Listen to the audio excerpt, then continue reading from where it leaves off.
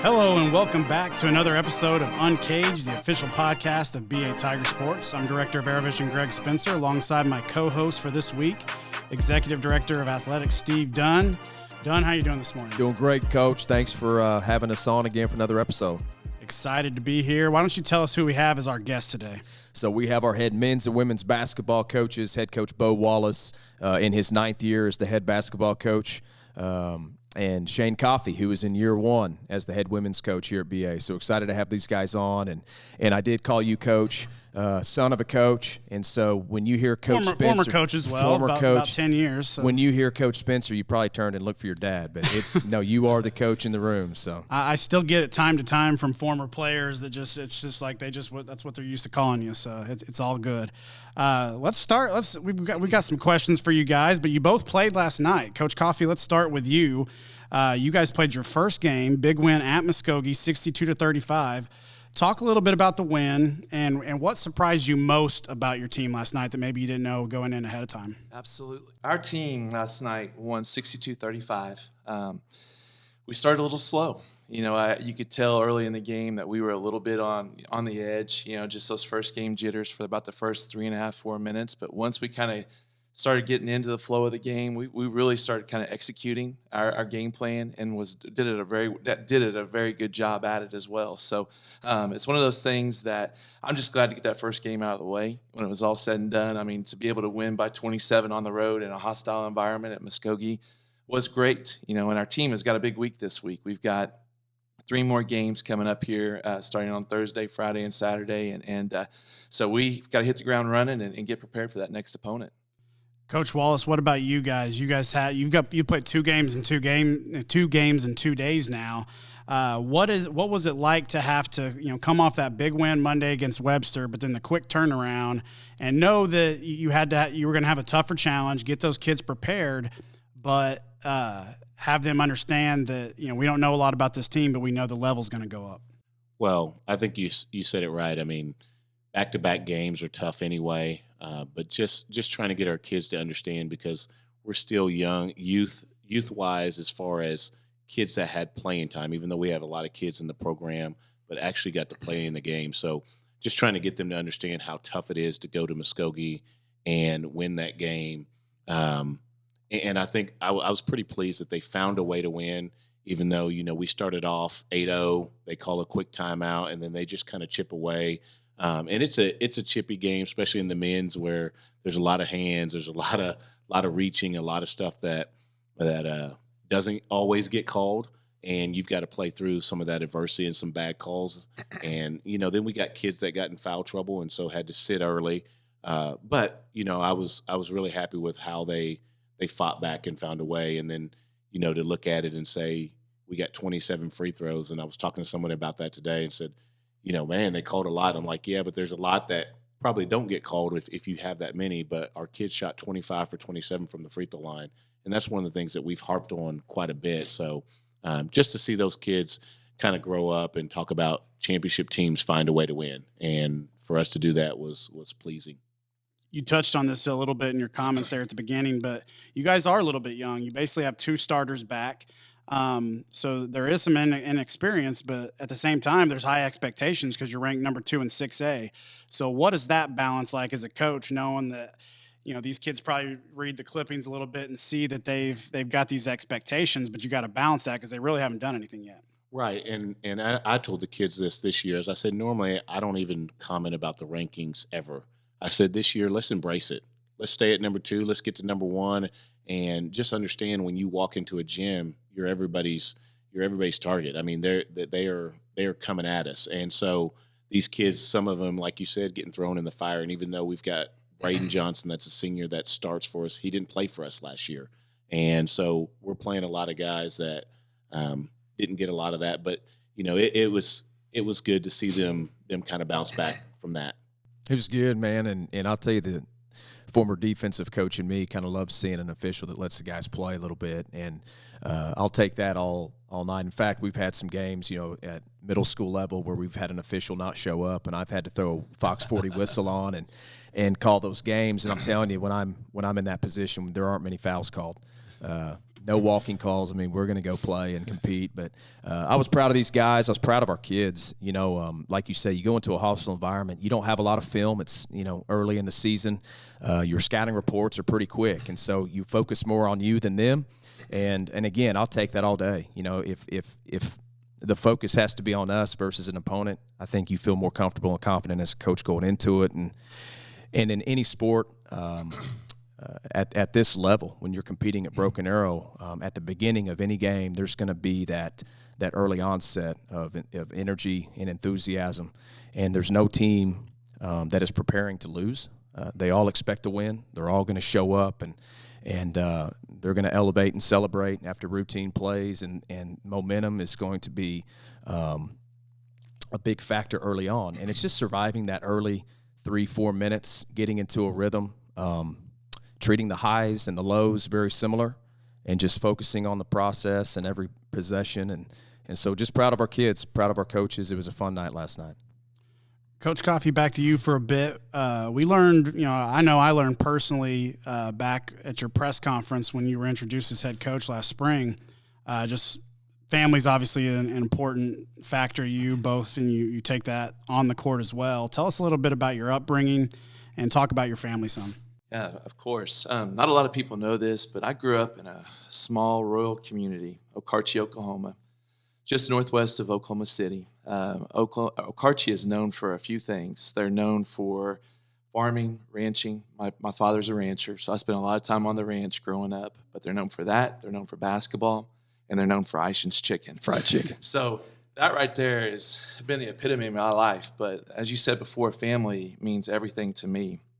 And having that opportunity to be able to grow up in a small community and be part of so many different aspects of school, whether it was basketball, baseball, whether it was involved in student government, I think it helped me as an individual become more well-rounded as a young leader and put me in a position where I could grow, you know, and be successful as I got into my career as a coach. Who were some of those guys, Coach Coffey, early on that you might have played for, coached for, just some of those early influences? And I would say, I love this little exercise, but one word. You know, what's one word about those influences that would sum them up that you've tried to take with you? Yeah. You know, my dad, I'm going to start with my father, you know, work ethic.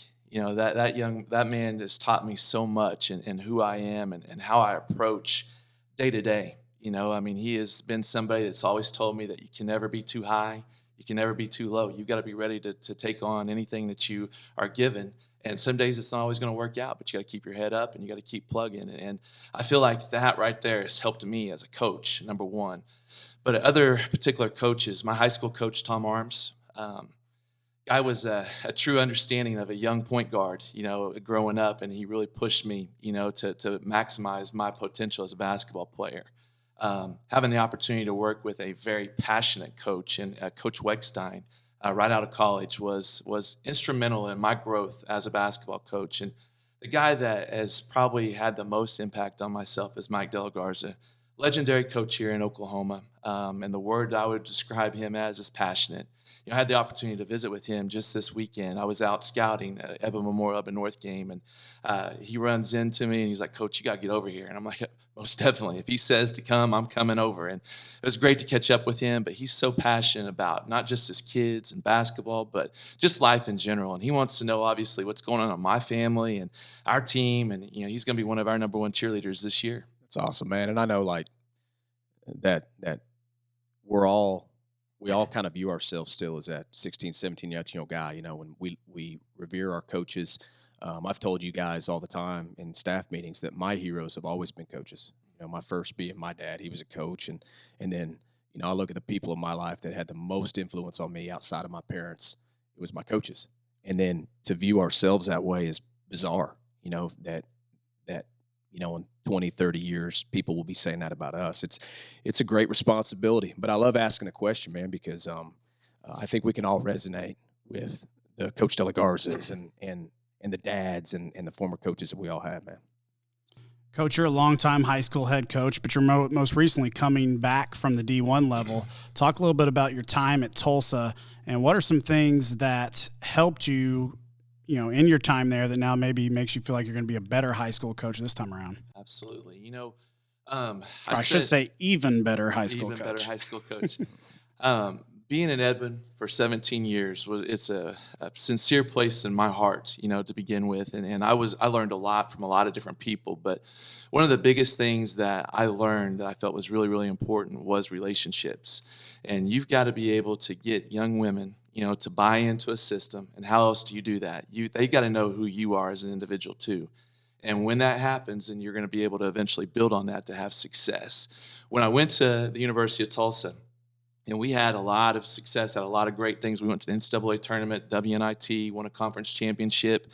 But I always held true that relationships were there. And what was great about it was I was able to kind of network that relationship mentality into recruiting. And that recruiting is what eventually obviously got our players in to be able to play for us. And we were able to win that championship and get to the NCAA tournament and whatnot. But I feel like by being there the last 10 years and using those relationships, practicing that on the daily with our players, it's going to do nothing but even enhance it more here at Broken Arrow. And I already see some great positive vibes that are coming about because of that right now. So I just want to continue to build on that relationship factor right now and build that foundation that we need for success within our program. Coach Wallace, you played for the 1997 state championship team. Coach John Phillips, you often see him in the stands still coming to your games. Talk a little bit about that relationship and kind of how do you rely on him sometimes just to kind of have an ear and know that he's still a Tiger? Well, matter of fact, I talked to him last night. He's always sending me a scouting report. He asked me the other day if he could go out and scout somebody. So he went and looked at it. I think the Bartlesville Bixby game, I want to say. Jinx. Yeah. Bartlesville Jinx, that's right. And so he's come to practice. We talk a lot. We go golfing together. I'm not very good. He tries to teach me on the course, and I'm like, Coach, I'm just coming out here just to be with you. And I think one of the things Coach Coffey said is relationships matter. And, that's the one thing that I'll always remember about Coach Phillips is, he was tough on us. He didn't let us slide on anything. And he built relationships by doing the things that he knew how to do and just understanding us as people and letting us into his world a little bit without going over the top with it. So I'll always be grateful for what he has done and how much he has helped me on and off the court and continues to do right now. And, Coach Phillips, I can attest, he was at the opener at home with Tulsa Webster, and I looked over and he had the roster out. He had a pen, and it's you're never not a coach, So even in that, he probably can't even enjoy a game as a fan. He probably is the worst fan, in fact, there is.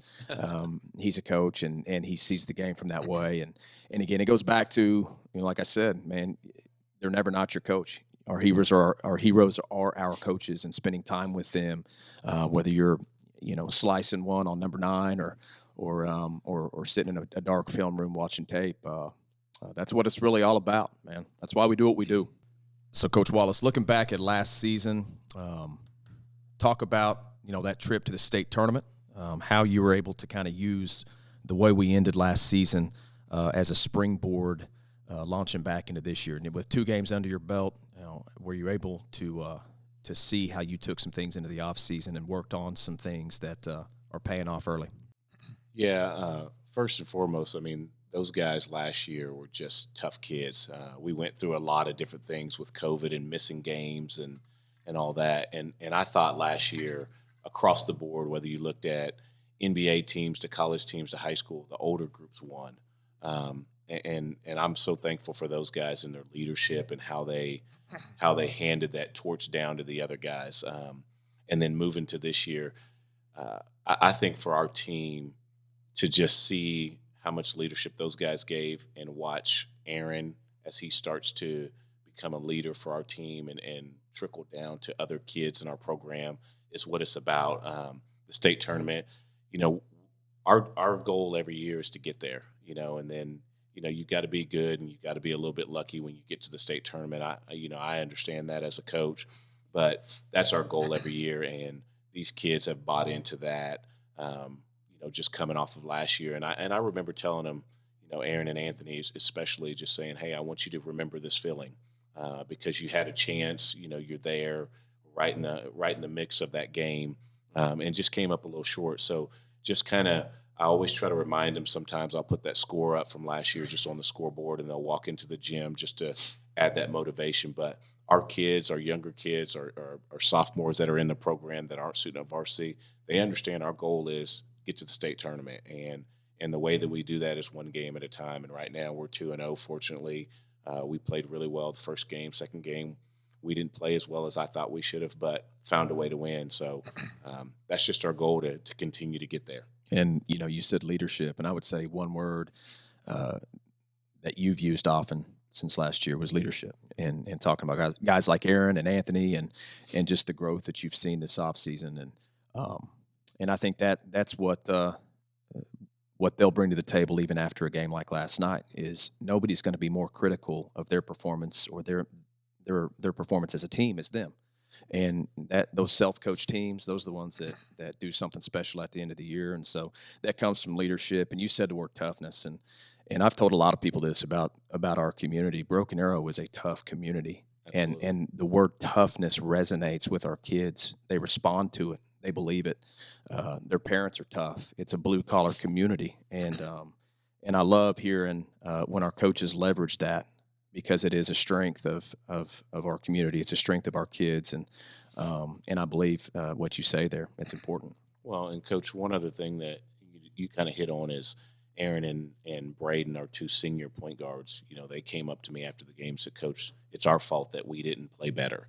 And so just going to that, just having that leadership of understanding that they have to be the calming factor for some of these young guys that haven't been in the mix of that.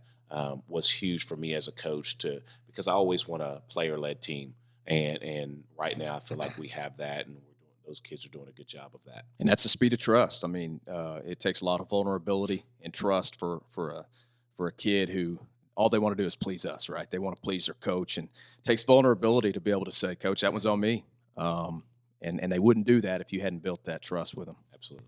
Speaking of Aaron, talking about Monday night's game, he did something after the game that I've never, in my 7+ years being here, I've never had a kid done before, but he actually came up to where the AeroVision crew was all tearing down our stuff, and he personally went up and thanked everyone, the students and the adults that were part of the broadcast. I mentioned that just because that's a sign of maturity right there of a kid that he gets that there's a lot of people involved in a lot of areas, and he just wanted to say thanks. I thought that was pretty cool. He's one of the few, and I tell people all the time, he's one of the few that if he dated my daughter, I'd be okay. Like of all the kids that I've ever coached, he's one of the few that I would say that about. And he's just a leader on and off the court. I tell this story. I've told this story before. He got a scholarship offer from a school that came in to watch another player. He got an offer because of how he led practice. He said, Coach, I came to watch this kid, but I couldn't stop watching him because of how he communicated and got everybody where he's supposed to be. So, I'm just fortunate. I'm going to miss him next year, but I'm going to enjoy him this year. Right. And I'm going to say this too real quick. Aaron was one of the very first men's players that came to introduce himself to me, and we've already developed a relationship. And every day he comes by, fist bumps me, talks to me, asks me questions about what's going on with the women's program, what do I see with their practices on the men's side that maybe we can do better. That right there is a testament of what type of young man he really is. Yeah, that sounds like him recognizing, hey, here's a guy, he's a D1 coach, first-year coach coming in here. There's something I can learn from. You always want to look for people that you can learn stuff from.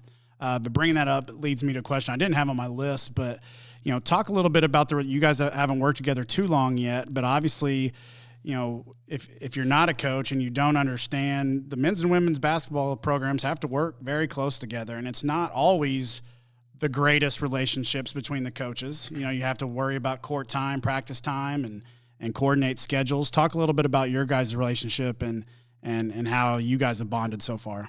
I'll go first. I'm really happy to have Coach Coffey here. It's been just easy to work with, and I think as coaches on both sides, we just want somebody that gets it, that wants to work just as hard as you do, and wants the same goal at the end of the day. And I couldn't be more pleased with our hire of getting him and being able to be around him and pick his brain.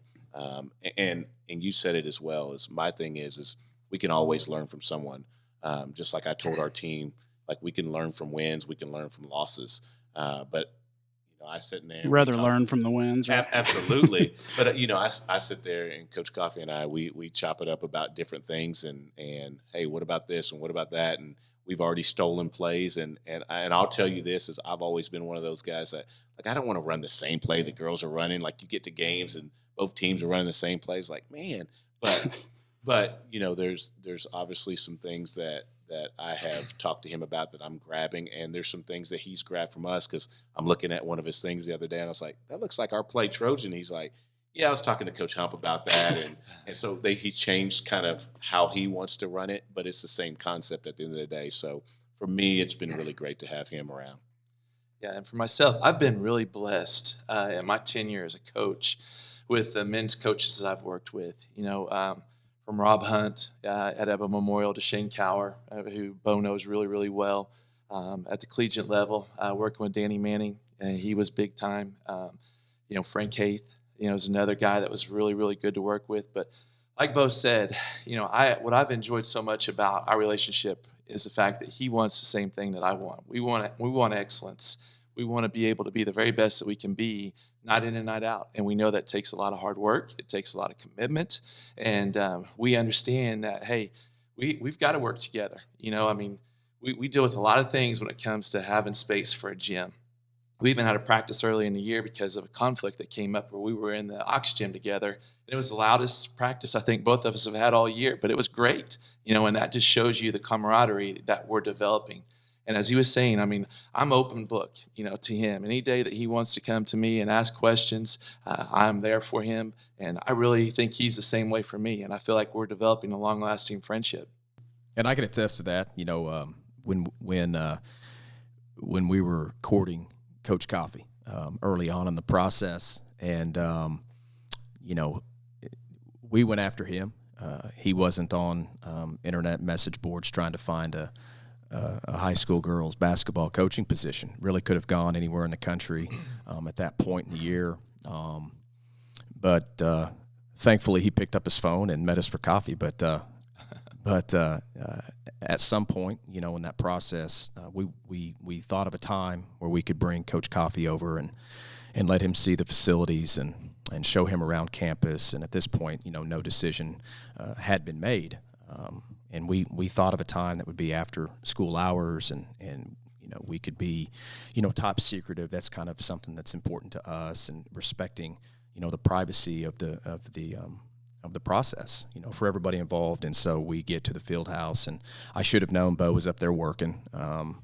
And we're walking downstairs in the field house, and I see a little groundhog, little head sticks out of an office, and get the affirmation, from Coach Wallace, the thumbs up, and he couldn't help himself. I think he actually came out and talked to Coach. And so for me, as the athletic director, I knew then that that was only going to be a positive, and who we put in front of our young people is it's so very important, because like I said, the impact that we have on them is huge. It's immense. And so, and I'll just echo that, the collegiality I've seen, the mutual respect, and then out of that organically grows just a true relationship, a friendship, a bond, a brotherhood, and that you can't fake that happens in time, and it comes through just cutting your teeth together and being there for each other, being consistent, and it's something we love to see in all of our sports, man. I hope that's one culture that we do have, is that we're all pulling on the same rope, we're rowing the same boat.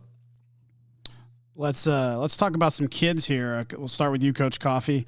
Who are some girls that we need to be on the lookout for? Who played well last night, and who do you expect to really contribute as the year goes on? I'm just so excited to be able to work with these girls, first of all.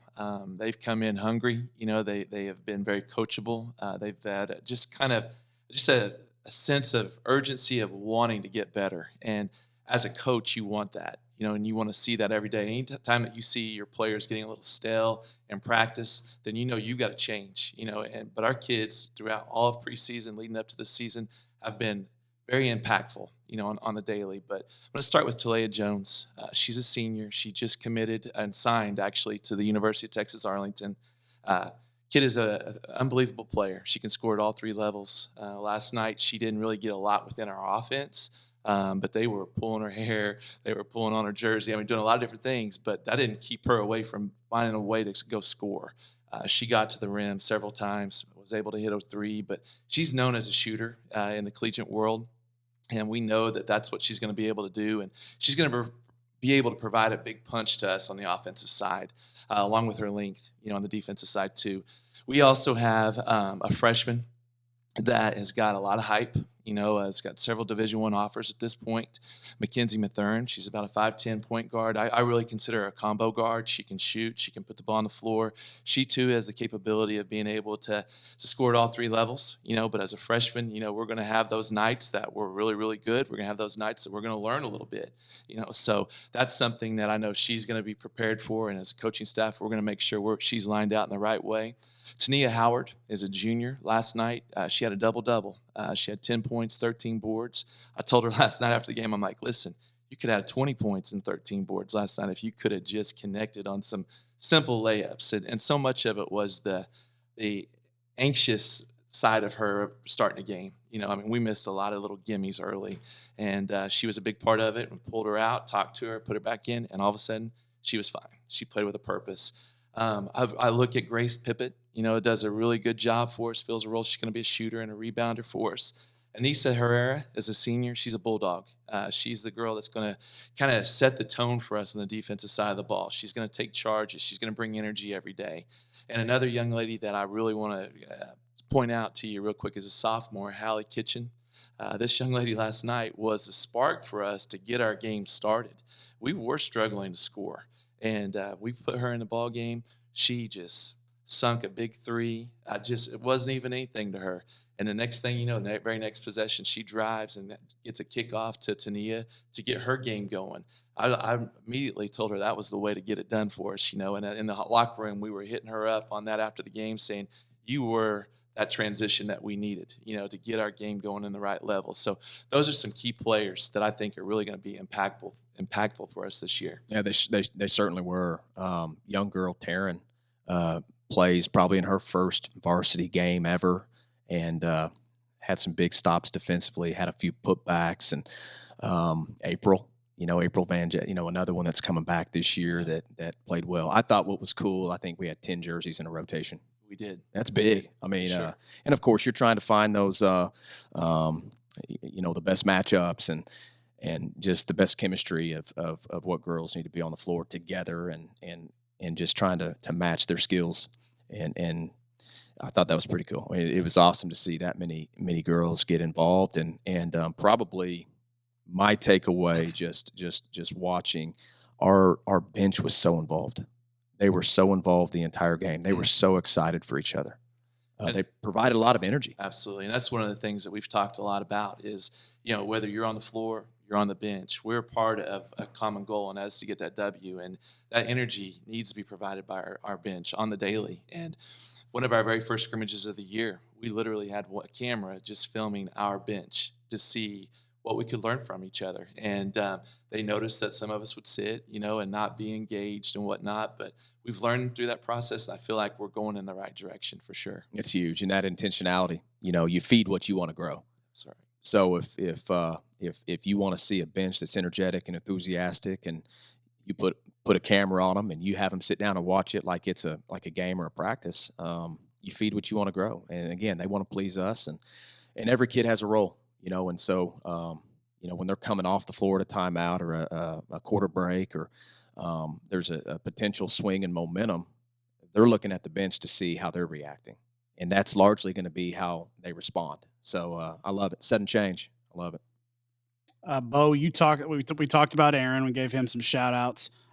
Everybody knows about Anthony Allen and one of the top returning players in the state, but talk to us about how has he grown, and then mention a few other guys for us. Anthony, I think the biggest thing is just his work ethic, just watching him want to get in the gym. I mean, there was one day on a weekend, and he's like, "Coach, can I get in the gym?" And I said, "Yeah, I'll be up there for a couple hours." Like, is that all I can stay? And it's one of those things. Is for me as a coach, I'm like, well, this guy wants to stay here 4 or 5 hours, and he did. I mean, he stayed there forever, and it was one of the things that I just kind of screenshotted and sent it to a couple college coaches that were looking at him, and they were like, "That's big time, coach." But Anthony, he's the guy that gets us going. He's going to get it going defensively. I think Monday night he kind of hurt his elbow just trying to tear the rim off. Yeah, we noticed that on Yeah. that clip we put out. He was shaking the hand. So he sends me a text the next day and says, "Coach, my elbow's hurt. Rub some dirt on it. We got a Muskogee tonight." And so he was a little bit frustrated with, just missing easy baskets, and then kind of got back to, hey, well, he stepped up late though. If I can't make it, I'm going to at least guard. And he blocks shots. He creates turnovers for our team. And then just going down the line, I can go. Brayden Johnson's going to be another kid that just kind of comes in and needs to be that defensive guy that just locks anybody down. And he believes that he's the best defender in the state, which is part of the problem sometimes for other teams. Is like, hey, if this guy thinks this, he's going to be really good. And then I can go down the list. I mean, Caleb Nibelink, I thought kind of gave us a spark late in the game to kind of get us back in and take the lead over. He's just one of those kids that always mixes it up. He's a country boy, and he loves to get dirty down there. He doesn't matter if it's bigs or if the guards. He's going to get on the floor. He's going to take care of business when it comes to it. And then you've got Dason Cook. We've got to get him to just continue to use his length and be aggressive. Justice Sutton, and then I'm really high on our freshman DJ Howell, which is he's just continues to get better. So those are guys that are going to stuff our stats. Connor as well. Connor down. I can't even believe I forgot him. I mean, he's a sniper, and he can shoot it from anywhere. I think he's one of the best shooters in the state. And he got going early, and then kind of got in foul trouble, and then hit a couple late just to kind of give us some breathing room. So remind me, did he miss all of last season, or did he? He kind of missed the playoffs, which just the playoffs. Really needed him, against guys that were playing zone against us, to have another guy with Tyler and George last year that can actually make some shots. But he's a kid that's got the greenest light that I've probably ever given anybody. I mean, sometimes I tell him you're too close, and he might be 3 feet behind the line. Hey, that's too close. He can really shoot it, and just continues to get better and starting to play with a lot of confidence. So. And one of the things, like Coach Dunn said, is I think we were at 9 or 10 too. So for me, that's nice to be able to play that many guys and kind of watch guys as they step up and produce. And different guys and girls, are gonna have different kind of nights. Sometimes it's not your night, sometimes it is. And I think that as the season progresses, what's going to be exciting for me to see is the growth of roles and what role each kid plays, and their embracing of that role. Connor is an incredible shooter. Made some big shots last night. I saw growth from game 1 to game 2 in Ethan. Ethan, I thought from game 1 to game 2, it was awesome. It was just such a stark difference in play, and was so proud of him. Got in some trouble early, and then to be able to go to a kid like Dason and not miss a beat and get that same length and that unorthodox left hand, So a lot of pieces to the puzzle. It's going to be exciting to see. Like I said, those kids find their role. They're so excited for each other, and when you could care less who gets the credit, and all you care about is that shiny thing up on the wall and where you end. That's what you look for as a coach, man. It's just that unselfishness. It's the we before me, big team. And I think that we've got a group that is well on their way to embracing that. Well, and real quick, and Ethan Ellison, I thought he was, he kind of got us going early because he was rebounding, he was doing things, and then he had to go out of the game. And I can't even believe I missed him, but he's one of those big pieces for us because he is a lefty. I think we have 4 left-handers on our team this year, which is just crazy that we have that many. But he can be that energy that kind of takes that role of I'm going to go rebound because everybody's going to try to block Anthony out and make sure that he doesn't get this. And Ethan's going to get easy points. And then I think our team is just built that we might have a different leading scorer every night. It doesn't really matter. The kids can care less as long as we get the W at the end of the day.